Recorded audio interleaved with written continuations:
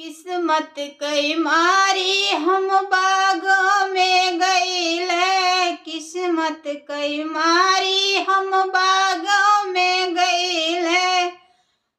हो नगवा बनी ग दुश्मन हमार मोरी सखिया, नगवा बनी ग दुश्मन हमार मोरी सखिया।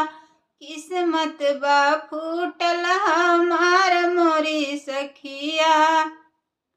किस्मत कई मारी हम कुआना पे गईले, किस्मत कई मारी हम कुआना पे गईले। कुआना गई सुखाई हमार मोरी सखिया, हो कुआना गई सुखाई हमार मोरी सखिया।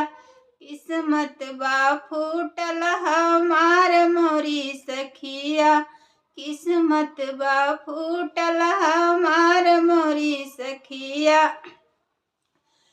किस्मत कई मारी मैं गईली सड़क पे, किस्मत कई मारी हम गईली सड़क पे। सड़क होई ग खाली हमार मोरी सखिया, सड़क होई ग खाली हमार मोरी सखिया। किस्मत बा फूटल हमार मोरी सखिया, किस्मत बा फूटल हमार मोरी सखिया। किस्मत कई मारी मैं गईली नैहर में, किस्मत कई मारी हम गईली नैहर में। भौजी फेर रहिया हमार मोरी सखिया, भौजी फेर रहिया हमार मोरी सखिया। भौजी फेर रहिया हमार मोरी सखिया।